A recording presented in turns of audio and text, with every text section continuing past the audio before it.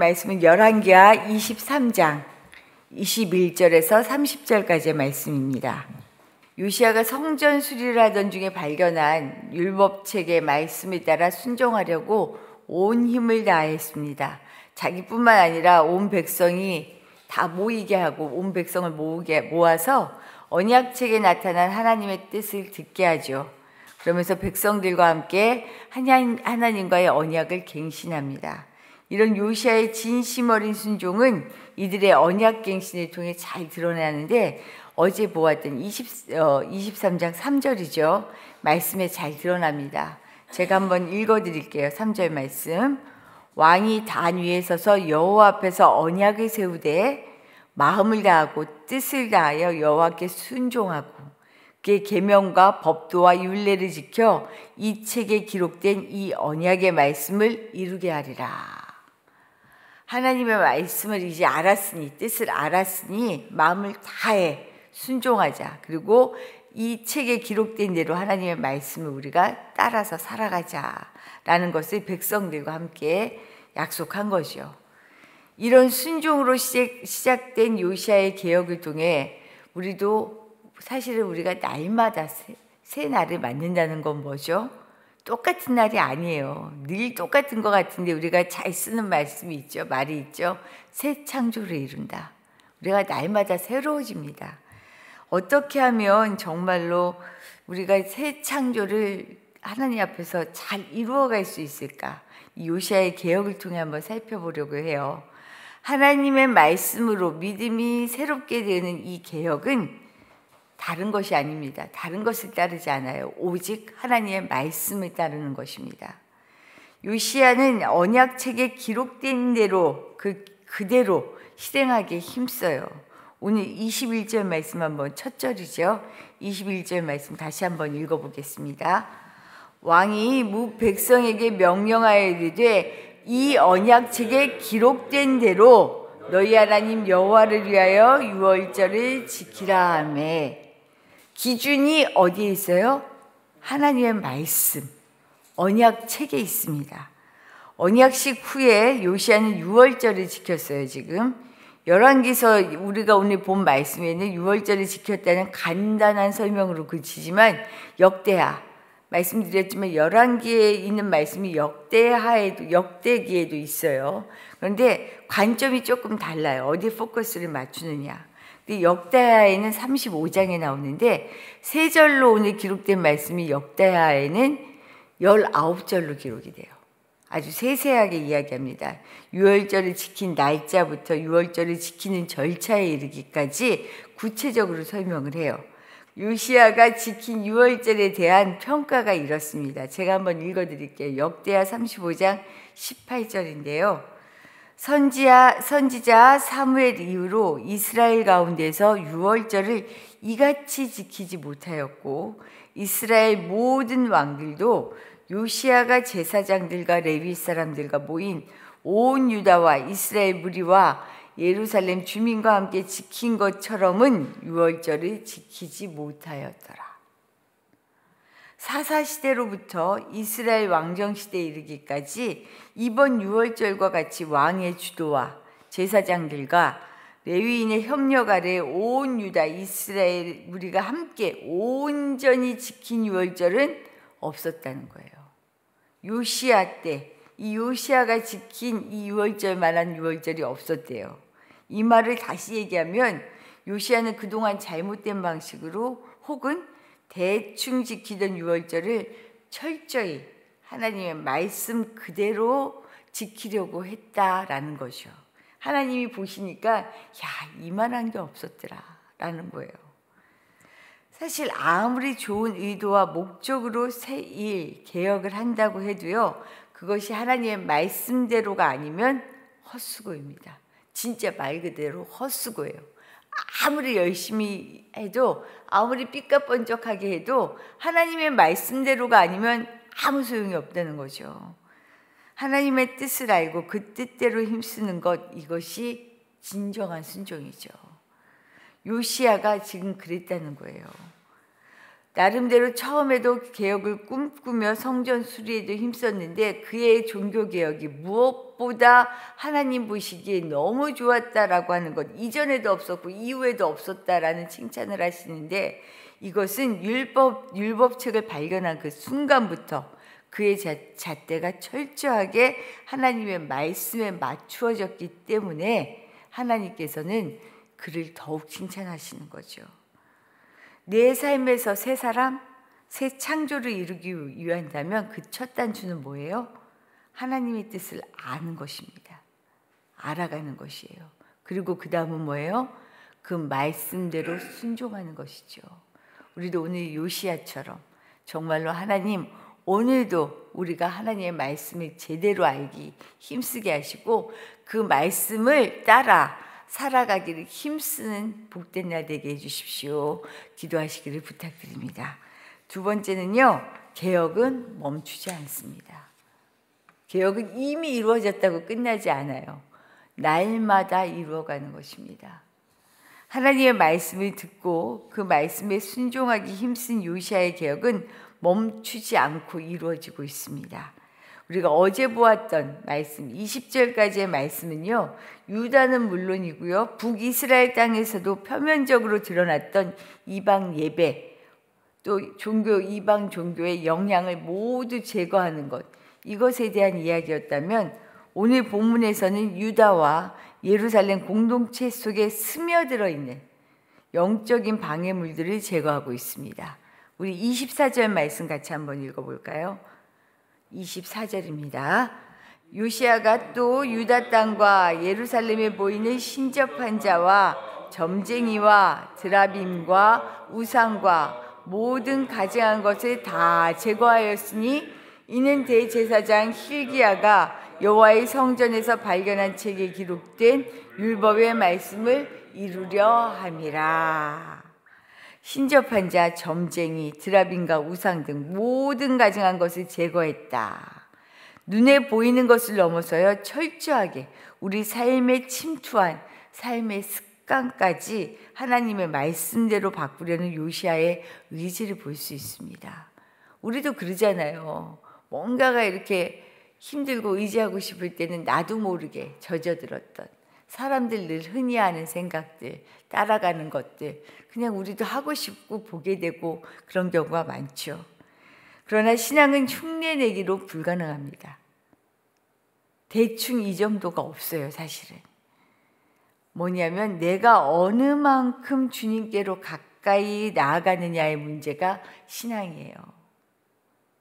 주님께로 조금 더 가까이 나아가는 사람이라는 거죠. 이런 요시야를 향해서 25절에서는요, 이렇게 얘기해요. 모세의 모든 율법을 따라 여호와께 돌이킨 왕은 요시야 전에도 없었고 후에도 없었다. 참, 이런 칭찬받으면 최고겠죠, 진짜로. 이것보다 더 복된 삶이 어디 있겠어요. 그런데 요시야의 이런 순종과 열심에도 불구하고요, 유다를 향한 하나님의 진노를 멈추게 하지는 못했어요. 이것 또한 우리가 주시해서 잘 봐야 하는 말씀이에요. 26절의 말씀에 내가 유다와 예루살렘을 향한 심판, 진노를 멈추지 않는다라고 얘기하는데 그 이유가 뭐냐면 므낫세가 여호와를 경노하게 한 그 모든 경노 때문이라라고 얘기합니다. 이걸 다른 말로 하면요, 죄에 대한 책임은 우리에게 있다는 거예요. 므낫세로 말미암아 온 백성이 하나님을 떠나서 지었던 죄를 그냥 얼버무리며 끝나지 않는다는 거예요. 왜냐하면 하나님의 은혜는요, 죄를 묵인하는 불의한 은혜가 아니기 때문입니다. 이걸 우리 그리스도인들이 책임감을 가지고 잘 알아야 해요. 오해하는 부분이 있거든요. 내가 죄를 지어도 회개만 하면 무조건 다 용서받는다라고 우리가 생각해요. 물론 주님의 용서를 받지만 내가 책임져야 하는 몫도 있다라는 것을 알아야 해요. 우리가 잘못하면 어떻게 해요? 거기에 대한 변상이 필요해요. 누구의 물건을 훔쳤다라고 라고 얘기하며 하나님 잘못했어요. 다시는 훔치지 않겠어요. 라고 그치는 것이 아니고 어떻게 해요? 내가 훔친 부분에 대한 변상을 해줘야 돼요. 진짜 회개가 이런 것이다라는 거죠. 그래서 가끔은 TV 같은 데서도 이런 기독교를 영화에서도 나온 적이 있죠. 비꼬듯이 얘기하잖아요. 다 잘못하고 다른 사람 아주 죽게 만들고 그냥 잘못했고 하느님한테 용서받으면 끝이야? 이런 얘기들을 우리가 많이 듣지요. 그게 아니라는 거예요. 책임지는 감당하는 마음이 필요해요. 삭개오가 어떻게 했어요? 예수님을 만난 후 그의 삶을 돌이키면서 자신이 많이 받아 누렸던 재산을 기꺼이 자발적으로 2배 혹은 4배로 갚겠다라고 표현해요. 이게 진짜 회개라는 거죠. 반면 다시 돌아가면요, 이렇게 하나님의 진노를 막을 수 없었음에도 불구하고 우리 각자는 자신이 할 몫을 하면 됩니다. 뭐냐면 세상 그 누가 어떻든지 간에 나는 멈추지 않고 하나님의 말씀 앞에 순종하는 열심은 내가 각자의 몫으로 살아가는 것이다 라는 거예요. 요시야가 그랬죠. 요시야는 그 할아버지 므낫세, 아버지 아몬 모두에게서 바른 본보기를 볼 기회가 없었어요. 그럼에도 불구하고 자신 삶의 본보기를 뭐로 삼아요? 말씀으로 삼았습니다. 하나님의 뜻으로 삼았습니다. 그래서 그 전에 본보기를 본 바도 없고요. 요시야가 죽고 난 다음에 그 이후에도 그만한 자가 없다라고 악한 일을 짓고 하지만 이런 왕, 전후에도 없었던 왕이다라는 칭찬을 요시야가 받았던 이유는 그의 잣대가, 기준이 오직 하나님의 말씀에 있었기 때문이에요. 사실은 우리가 뭔가를 할 때는 세상을 다 바꿀 수 있을 것 같아요. 그런 마음이 있고 그런 욕심도 있어요. 사실 그런 목표를 향하여 가지요. 하지만 나는 내게 맡겨진 일에 충실히 하나님의 뜻을 따라 하고요. 그 다음에 몫은 누구에게 있어요? 하나님께 있어요. 이 나라를, 우리 가정을, 내 삶을 위해서 나는 끊임없이 기도하고 애쓰지만 거기에 대한 하나님의 결정, 그 결정권까지 내가 어떻게 좌지우지할 수 없다라는 거예요. 사실 오늘 요시야가 어떻게 해요? 전쟁 중에 일찍 죽어요. 이게 요시야에게 비극일까요? 희극일까요? 어떻게 생각하세요? 저는 이게 인생의 단면을 보여주시는 것 같아요. 우리가 볼 땐 너무 슬픈 일이고 비참한 일 같죠? 하지만 요시야는 어떤 면에서 이렇게 죽음으로 말미암아 비참한 나라의 결국 참극을 보지 않을 수 있었어요. 어떻게 생각하세요? 우리가 생각하는 판단으로가 아니라 하나님이 이끄시는 역사에 대한 하나님의 손을 믿고 하나님의 뜻을 믿고 때로는 너무 아프지만 때로는 내가 너무 감당할 수 없지만 때로는 이게 아닌 것 같은데 순종하기 너무 어려운 상황일지라도 하나님이 일하시는 것을 믿고 간다라는 것이 이런 것이 아닌가 다시 한번 생각하게 됩니다. 하나님의 마음을 감동시킨 사람 어떻게 해야 할까? 다른 것이 아니에요. 내 방식이 아니라 하나님의 뜻을 따라 그 뜻을 알아가기를 힘쓰고요.